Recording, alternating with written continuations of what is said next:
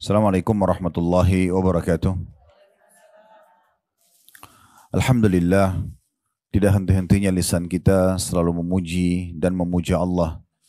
Kita tentu sangat yakin sebagai seorang muslim, dua susunan kata ini Alhamdulillah adalah kalimat yang mulia, kata-kata yang mulia, yang Allah subhanahu wa ta'ala jadikan sebagai kalimat dan kata-kata syukur kepadanya.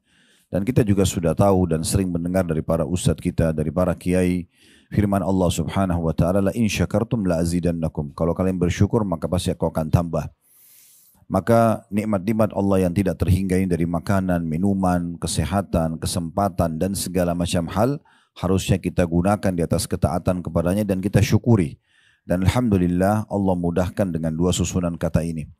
Selanjutnya kita panjatkan salam hormat kita kepada utusan Allah Nabi besar Muhammad sallallahu alaihi wa ala alihi wa sahbihi wasallam, sebagaimana Allah telah perintahkan kita untuk mengucapkan salam hormat tersebut. Baik, judul kita insya Allah amalan-amalan yang dikerjakan atau amalan dikerjakan sebelum Ramadan, ya. Mungkin seperti itu kurang lebih. Kemudian yang ketiga, bulan pengampunan, pembersihan dosa-dosa masa lalu. Ini pemutihan kalau bahasa kita biasa di perusahaan, diputihkan kesalahannya. Bagaimana gembiranya seorang staf di perusahaan kalau buat kesalahan, lalu perusahaan mengadakan pemutihan. Ada mungkin pemerintah pemutihan pajak, pemutihan apa, tidak ada lagi tuntutan yang datang kepada dia. Nah itu bahasa agama kita pengampunan, dibersihkan dosa. Berarti kalau pembersihan dosa terjadi, nggak ada hukuman dan semua fasilitas kembali. Nah seperti itu. Makanya kisah Nabi Adam alaihissalam, beliau waktu dia mengatakan kepada Allah dalam satu riwayat, ini kami jelaskan di Talbik Akbar serial Nabi kemarin di Blok M, ya. Itu salah satu riwayatnya dia mengatakan, ya Allah, bukankah engkau menciptakan aku dengan kedua tanganmu, bukankah engkau meniupkan ruh yang kau ciptakan kepadaku, bukankah begini dan begini engkau masuk aku dalam surga dan seterusnya. Semua Allah mengatakan iya. Lalu kata Adam alaihissalam, aku telah berbuat salah wahai Tuhanku, apakah kalau aku memohon ampun dan bertobat kepadamu, engkau akan kembalikan aku ke dalam surga? Kata Allah SWT, iya. Jadi penyebabnya pelanggaran terjadi dan supaya tidak datang hukuman tambahan atau ada hukuman datang dan kembali fasilitas itu dengan bertaubat. Nabi Adam alaihissalam waktu kalau kita baca Al-Quran, dia tidak mengatakan ya Allah kembalikan aku ke surga. Tapi dia mengatakan Rabbana zalamna anfusana wa in lam taghfir lana wa tarhamna lanakunanna minal khasirin. Ya Tuhan kami telah menzalimi diri kami. Kalau seandainya Engkau tidak ampuni kami, kasihani kami termasuk orang-orang yang rugi. Maka dengan itu Allah subhanahu wa ta'ala memaafkannya.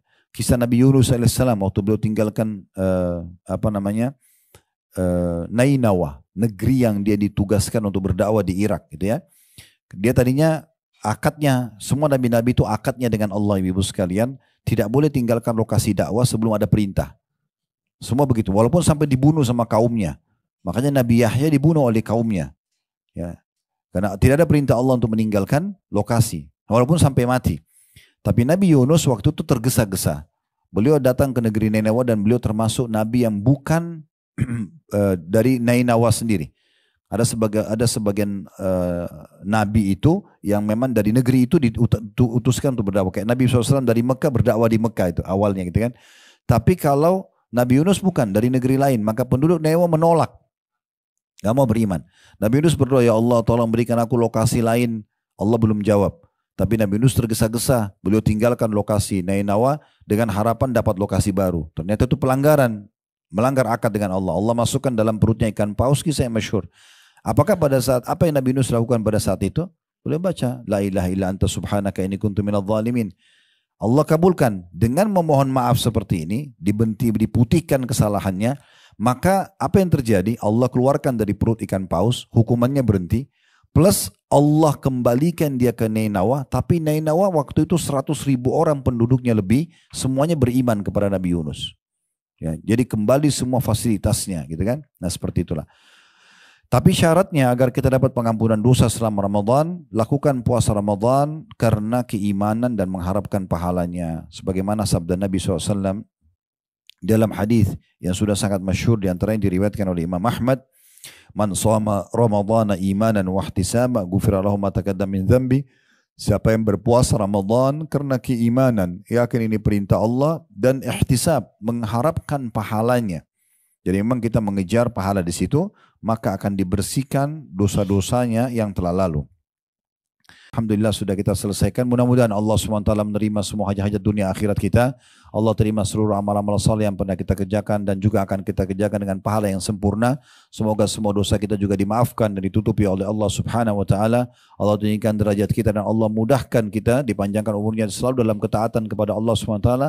Allah berikan Ramadan yang banyak ke depannya, maksimal yang Allah berikan kepada hamba-hambanya, dan sebagaimana Allah satukan kita di majelis ini, Allah juga satukan kita di surga Firdausnya tanpa hisab di hari kiamat nanti. Allahumma amin. Wa sallallahu nabiyana Muhammadin wa alihi wasallam wa akhir da'wan alhamdulillahi rabbil alamin.